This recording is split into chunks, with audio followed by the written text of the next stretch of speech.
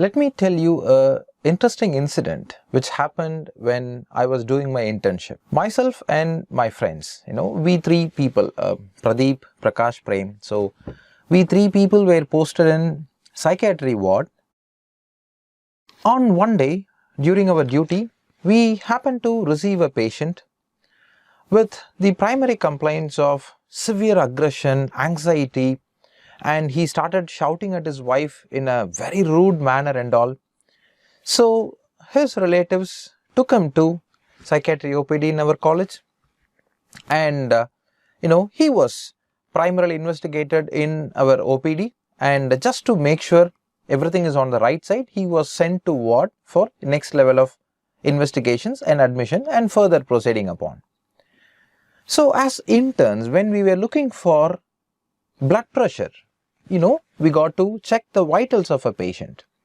So when we were looking for blood pressure, to our surprise, when we inflated the BP cuff, I still remember vividly, we were tying the cuff on right arm of my patient, and as we inflating, my friend Pradeep was looking at me and Prakash was standing beside the patient. So as we were inflating the BP cuff, the patient went for a severe carpal spasm, which means he had a claw hand.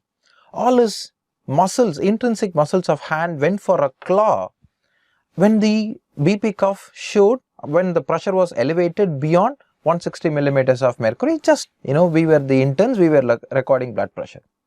So we immediately called up our assistant professor, Dr. James. He came up and he found out that it was a case of hypocalcemia, and the patient was shifted from psychiatry ward to medicine OPD.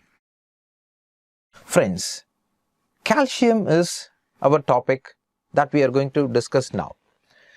The point here is, calcium abnormalities looks just like any other neurological abnormality, and even it can mimic like a psychiatric abnormality. So to our surprise, the patient was brought by the attenders to a psychiatry OPD and ward, and only after looking at the sign, right, it is called a Strauss sign, our assistant immediately picked up the diagnosis and the patient was referred to medicine ward for treatment of hypocalcemia.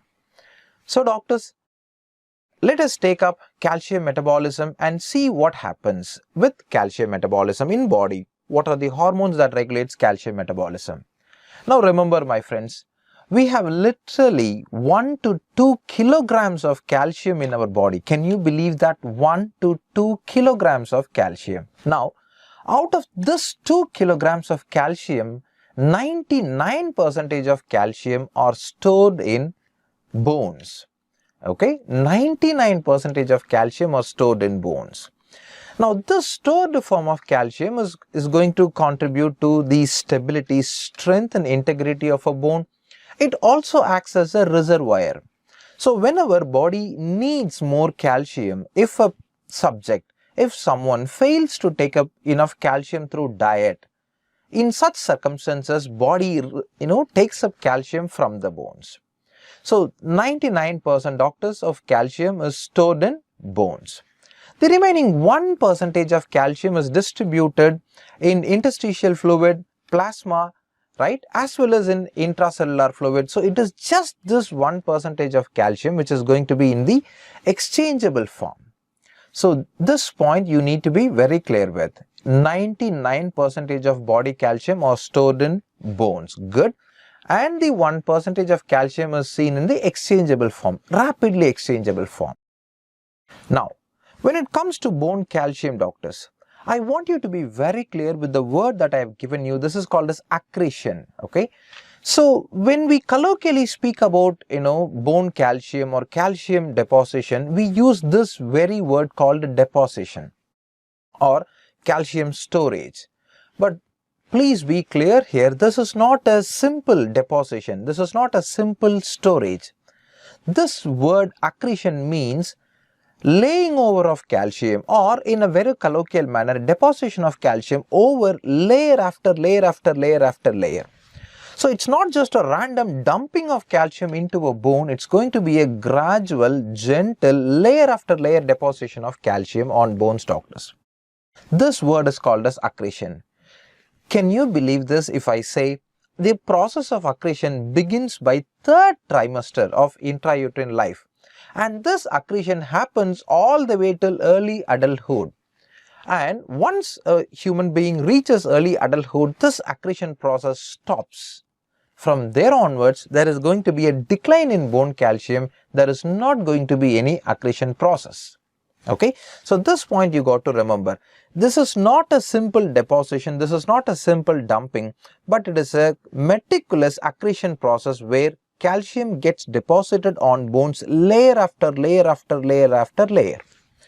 Remember, this process starts by third trimester of intrauterine life and it happens all the way through early adulthood. From there onwards, there is going to be a decline in bone calcium accretion process.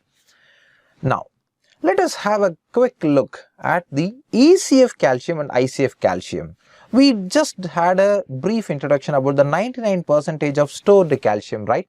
Let us move on to see how that remaining 1% of calcium is seen between extracellular fluid and intracellular fluid.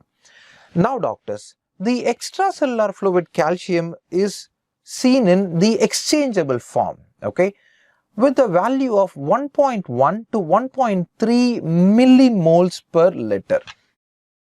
While intracellular fluid calcium, which is in the exchangeable form, if you look at the quantity, it's just going to be 100 nanomoles per liter.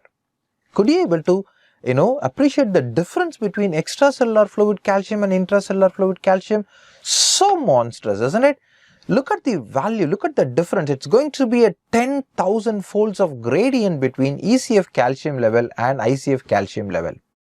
Right, doctors? So, when it comes to intracellular fluid calcium, it is predominantly utilized in signaling fashion.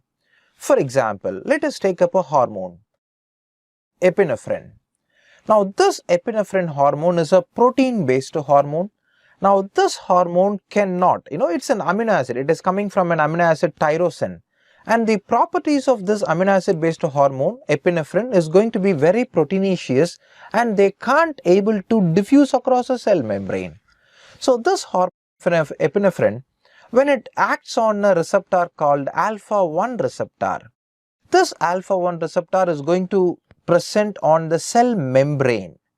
The hormone is going to bind to the receptor which is located on the cell membrane. Now, neither the hormone nor the receptor is going to be taken inside the cell. Rather, we have a second messenger, and that second messenger is nothing but calcium, which starts from the receptor, gets into the cell, goes to the nucleus and brings about the necessary change. This is exactly how alpha-1 adrenergic receptors, manifest its action. Alpha-1 adrenergic receptor manifests its action. That is how vasoconstriction takes place.